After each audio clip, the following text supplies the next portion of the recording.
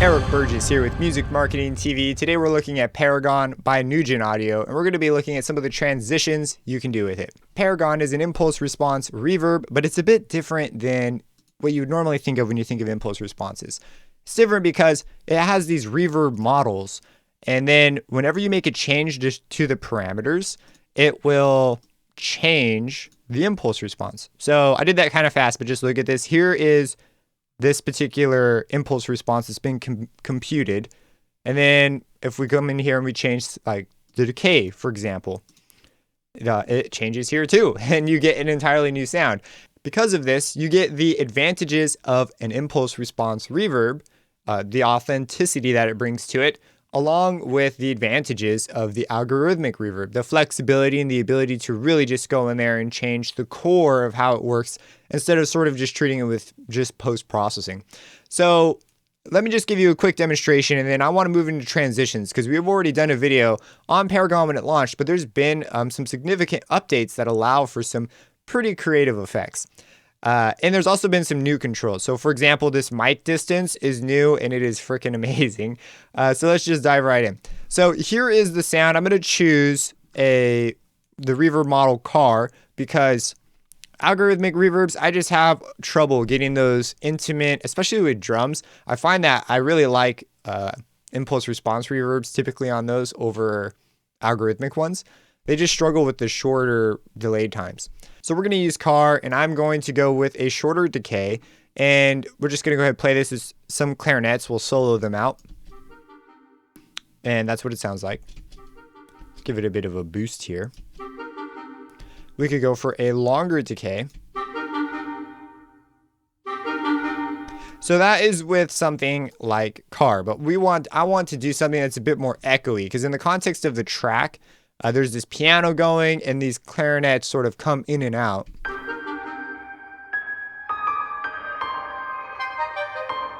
So, just oddly dry and forward right now. And over here, I need it to come forward a bit.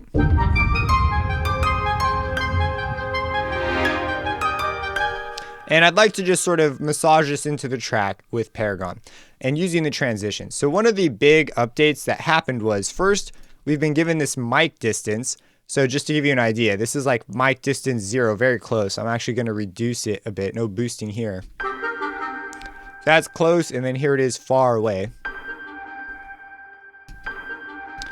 And this can just sound magical with longer reverb times. The other big thing they updated is now you can automate a whole lot more stuff. So on launch, when it first came out, you could not automate things without clicks because every time you make a change, if you look up here, it's actually computing what's going on. This has been sped up so fast that you almost don't even see it turn blue anymore. It just, that's it. The ring didn't even appear that time. Maybe a big one.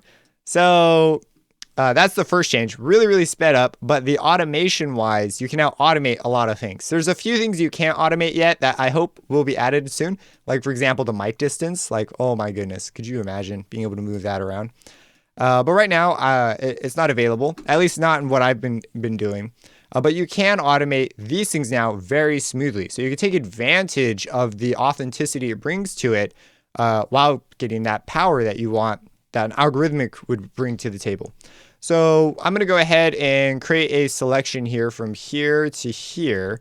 And I'm going to choose a longer one, stairwell perhaps.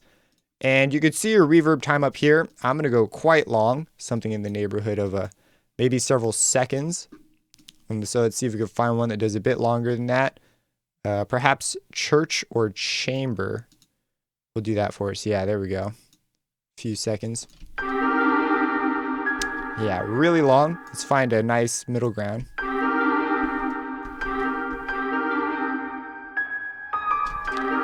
I'm going to bring the brightness down, which this also affects it. Bring the size up. Oh, yeah. Okay, so now I'm going to automate this one. And we're going to bring this down over time. Over here, we're going to just have it come down. So it's slowly edging its way down. And let's bring this down maybe a smidge here. Let's dial this in some.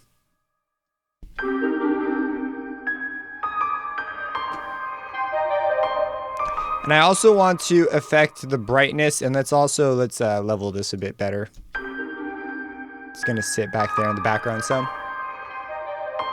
Very nice. And I like where the brightness is at. You could also come into the impulse response itself, go to modifier, and we could even do something like, for example, create sort of a notch here.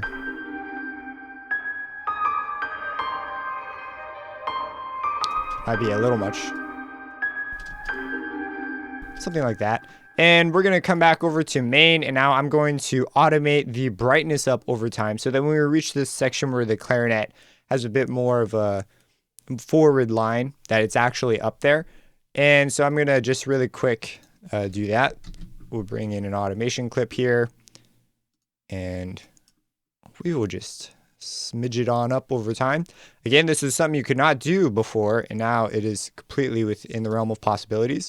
So this is where the brightness really starts to ramp up.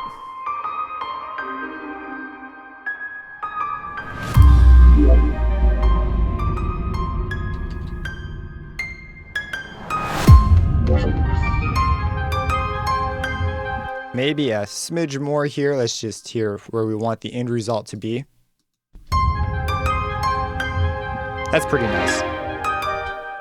Yeah, I'm happy with that. I might come in and adjust it later. It's one of those things you might listen to several times. And then here, always worth considering the mic distance. This will affect levels, so you're going to have to sort of do a bit of a balancing act here. Let's just try a much closer level and just hear that.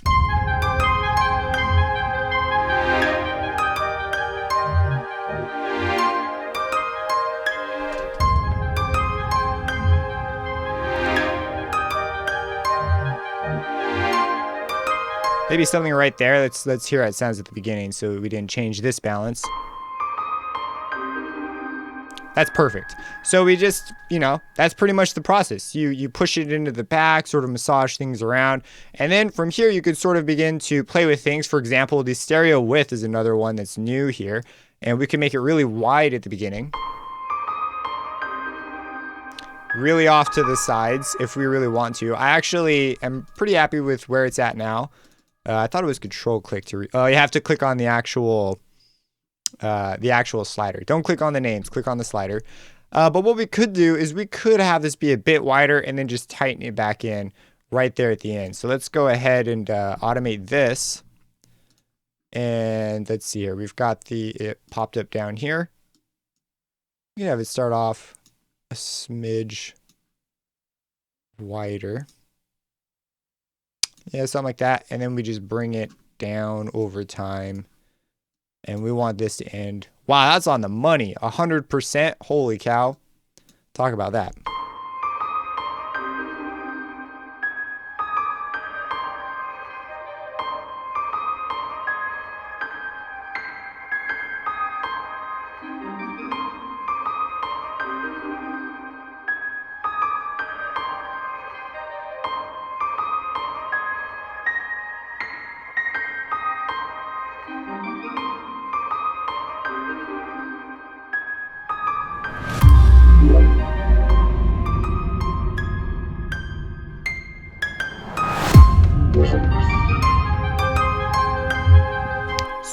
Super transparent, clear. You almost can't tell when it just starts coming forward. It just does. It fits really well now. So that's the process. You might screw around a bit with IRs, try out a different IR, change up the modifiers. That can be a fun process. Maybe there's one that will just have a sound that you're looking for, or if one's really close, you can just sort of massage it to where you want. And I mean, there's just loads you can do if you really want to get into the details with it. But that is some of the possibilities that are now available to you with some of the new updates that have been added to Paragon. If you have any questions about this, feel free to let me know down in the comments below. Subscribe and hit that bell icon for future videos, and have a blessed day.